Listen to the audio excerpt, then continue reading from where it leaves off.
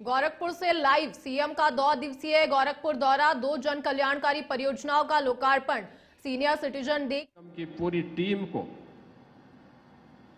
हृदय से धन्यवाद देते हुए महानगर के उन सभी वार्डों को जो इस सुविधा का लाभ लेंगे उन सबको मैं बधाई देता हूं, उन सभी का मैं अभिनंदन करता हूं।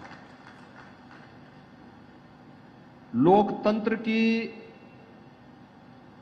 पहली शर्त है संवाद की। ईज ऑफ डूइंग बिजनेस की और ईज ऑफ लिविंग की।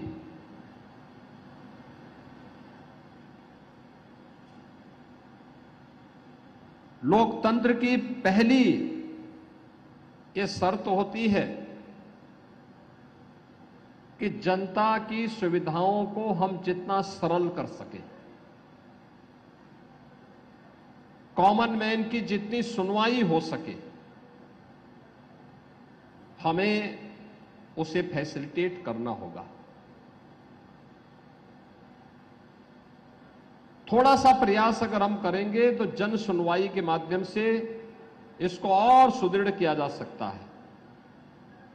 और आज अर्बन फैसिलिटेशन सेंटर यानी नगरीय सुविधा केंद्र, नगर निगम से संबंधित जितनी भी सेवाएं हैं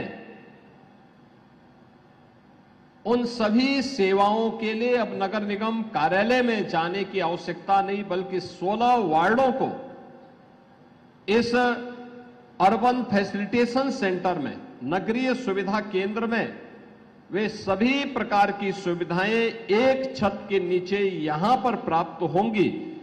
इस दृष्टि से आज इसका शुभारंभ गोरखपुर क्लब के पास इसे प्रारंभ किया जा रहा है। मैं इसके लिए नगर निगम के महापौर जी को और सभी पार्षदों को हृदय से बधाई देता हूं, अपनी शुभकामनाएं भी देता हूं। बहनों और भाइयों, छोटी छोटी बातों को लेकर के एक सामान्य नागरिक को भटकना पड़ता है। आय प्रमाण पत्र के लिए, जाति प्रमाण पत्र के लिए, निवास प्रमाण पत्र के लिए, जन्म प्रमाण पत्र के लिए, मृत्यु प्रमाण पत्र के लिए, टैक्स जमा करने के लिए, अगर कहीं से गलत टैक्स आ गया उसको सुधारने के लिए। अब यह जो केंद्र है इस फैसिलिटेशन सेंटर के माध्यम से अब उन समस्याओं का समाधान होता हुआ दिखाई देगा। यह लोकतंत्र की पहली शर्त है और इसीलिए लोकतंत्र में आम जनमानस को, केवल उसे सामान्य नागरिक नहीं कहा है। एक सामान्य नागरिक, आप किसी व्यक्ति की, किसी पदाधिकारी की उपेक्षा कर सकते हैं, एक आम नागरिक की नहीं। आम नागरिक लोकतंत्र में वह जनता जनार्दन के रूप में, जनता जनार्दन के रूप में उसको संबोधित किया जाता है। और जनता जनार्दन की भावना को हमें अपने जीवन में अंगीकार करने के लिए तैयार होना होगा। नगर निगम का यह अभिनव प्रयास अत्यंत सार्थक है। मैं इसके लिए नगर निगम की पूरी टीम को हृदय से धन्यवाद देता हूं। साथ साथ यहां पर एक नई सुविधा, सीनियर सिटीजन केयर सेंटर, जितने भी बुजुर्ग नागरिक हैं उन सभी बुजुर्गों के लिए सुविधा यहां पे बन सके।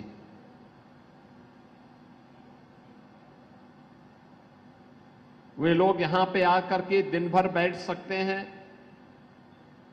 उनके लिए कैंटीन की व्यवस्था भी रहेगी, सुबह योगासन की व्यवस्था रहेगी, अखबार पढ़ने के लिए व्यवस्था रहेगी, लाइब्रेरी में धार्मिक पुस्तकों को और अन्य रचनात्मक पुस्तकों को पढ़ने की सुविधा रहेगी। सीनियर सिटीजन्स के लिए भी एक सुविधा आज यहां पर सीनियर सिटीजन केयर सेंटर के रूप में नगर निगम के द्वारा शुभारंभ किया जा रहा है। मैं नगर निगम को इस सुविधा के लिए भी हृदय से धन्यवाद देता हूं। बहनों और भाइयों, आज हमारा गोरखपुर बदल रहा है। इस बदलाव में आम जनमानस को भी जोड़ना पड़ेगा। याद करना, कोई भी बदलाव तभी प्रभावी होता है जब आम जनमानस उसे एक जन आंदोलन के रूप में लेती है। अगर हम उस सुविधा को केवल एक औपचारिकता बना लेते हैं, उस सुविधा को केवल एक औपचारिकता बना करके कुछ लोगों तक सीमित कर देते हैं, तो उसका वास्तविक लाभ आम जनमानस को नहीं मिल पाएगा और वह योजना कभी सफल नहीं हो सकती, कभी नहीं सफल हो सकती है। योजना को सफल करना है तो उसकी पहली शर्त होती है कि हमें उस योजना को आम जनमानस के लिए सुलभ बनाने के लिए आम जनमानस को उसके साथ जोड़ना पड़ेगा। ये जुड़ने का भी है और जोड़ने का भी है। ये दोनों का एक केंद्र बिंदु इससे बनेगा और इससे मुझे लगता है पार्षदों के लिए भी बैठने की व्यवस्था भी है, कॉन्फ्रेंस रूम भी है, सीनियर सिटीजन्स के लिए अलग से व्यवस्था दे दी गई है, उनके लिए योगिक क्लासेज भी चलेंगी, लाइब्रेरी की व्यवस्था भी रहेगी और अन्य महत्वपूर्ण विषयों पर चर्चा के लिए उन्हें अन्य किसी प्रकार की इंडोर गेम्स के साथ भी जोड़ना चाहते हैं, उस प्रकार की सुविधा का भी केंद्र यहां पर बनाने का प्रयास हुआ है। बहनों और भाइयों, ये बदले हुए प्रवेश में जब दुनिया आगे बढ़ रही है, भारत विकास की एक नई ऊंचाई को प्राप्त कर रहा है।